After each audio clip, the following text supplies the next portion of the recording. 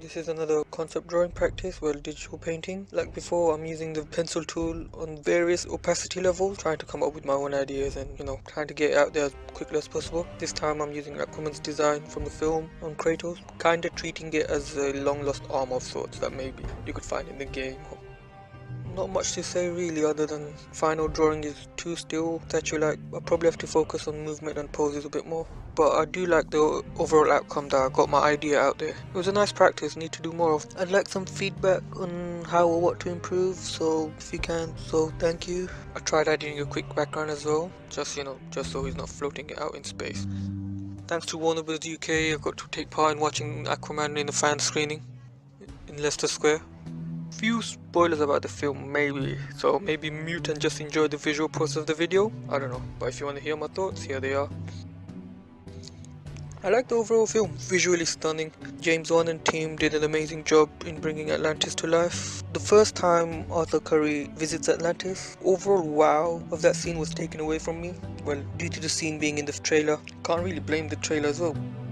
The cast was amazing, and how they handled their roles in the time they had, it was great. Patrick Wilson and Yahya Abdul-Mateen as Orm and Black Manta really stood out for me, and they sort of left a lasting impression. I hope to see more of them. Hopefully we do, maybe in the Legion of Doom.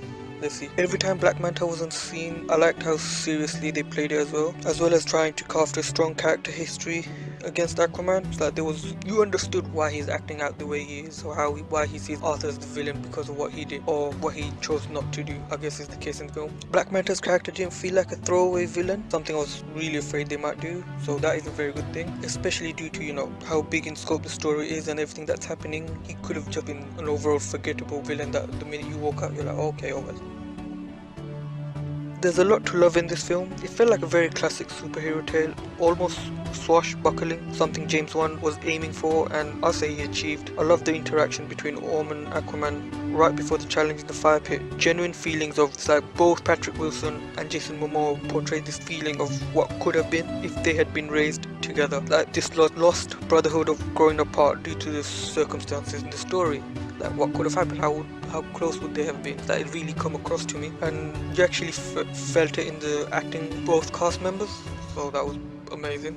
I loved Ocean Master's helmet being two separate pieces. It wasn't something I anticipated. I always pictured it as a single piece helmet he wears, so that was nice in the film. Even the small amounts of expression we saw it convey. I think that's mostly thanks to Tim Miller and what Ryan Reynolds did with Deadpool's success. Right now we can have comic characters having expression using CGI. It's like the actors don't have to constantly take the mask off. I'm hoping we see less of that, because at times I don't know, it just feels like, oh, I'm the actor, my face needs to be in the film, so let me take the mask off and so you can see my expression. So that was very nice.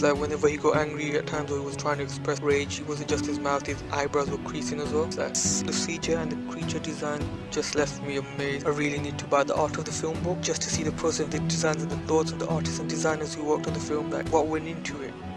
Even the simple sharks, like the armor the shark were wearing, it was very unique.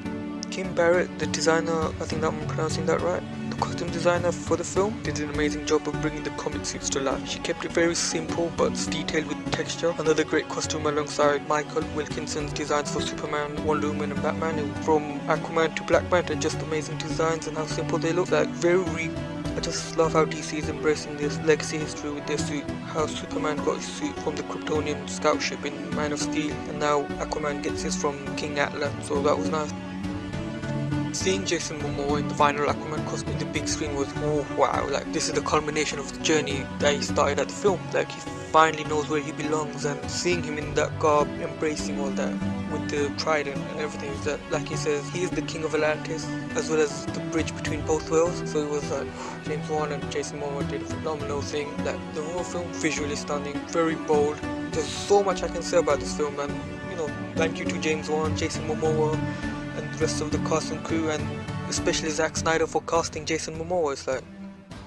I love the more amount of times Jason Momoa got to show his heritage in the film, the way he'd stand, or I'm not sure what the dance is called, I'll have to look that up, but I loved it. There was moments where you're like, oh wow, they actually let that come across, and I hope they continue doing that, because when they first revealed Aquaman and it's being played by Jason Momoa, and then Zack Snyder finally reveals the first look and you see all the family crest tattoos all across Aquaman's body. You're like, wow, they're really leaning towards that angle of Jason Momoa's heritage being shown. So that was very nice as well, casting Jason Momoa as the biracial Aquaman, since, you know, Aquaman's an Atlantean as well as a human. So it just made sense that Jason Momoa was just perfect. His final line in the film, the way he delivered and the fact that he said that, you're like, yeah, it's a fact now. I don't want to say what it is, just in case you haven't seen the film, but hopefully you have and you kind of agree with what he says at the end. I wasn't too keen on the jokes, the P1 especially from the trailer that we have seen. It could have been delivered after the message from King Atlan. You know, instead of breaking the momentum of the scene, they could have placed it right after. I think there was quite a few of them, if I remember, but still Jason Momoa still delivered. I don't think the film needed these jokes at all. The film was already light-hearted since he was embracing this sci-fi fantasy element, just like Star Wars. And I guess James Wan did describe it as an underwater Star Wars, so that's something they achieved on. Amber Heard as Mera, wow, badass. They really delivered. Her powers on screen looked amazing. Hopefully Netflix's Avatar can do something similar with the visual on a smaller scale obviously, but she did come across as this powerful princess. I wanted to see more of her taking charge as she did in the film. It'd be amazing to see, I don't know, a team up of her with the Justice League. Something I was hoping would happen in the Justice League film, but then again, the less we talk about the Justice League film, the better.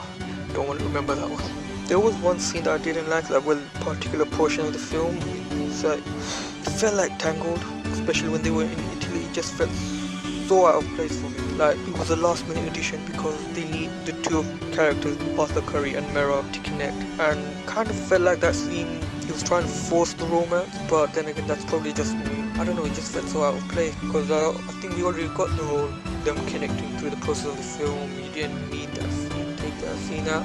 I think you can still continue on, but like I said, it's probably just me. It's not as good as Man of Steel, but still an amazing film that has opened up the DC world in a huge way, and plus being underwater, man, it looked really good, and I can't wait to see what they do in the sequel. Also story wise, it made more sense why other heroes won't be around or take part in the film. You know, being underwater allowed James Wan to do what he wanted to do, visually show what he wanted to show us on Atlantis, the creature designs. It is Star Wars underwater. I could talk on and on about this film. I did really like it. There's a lot to say that was pretty good about it.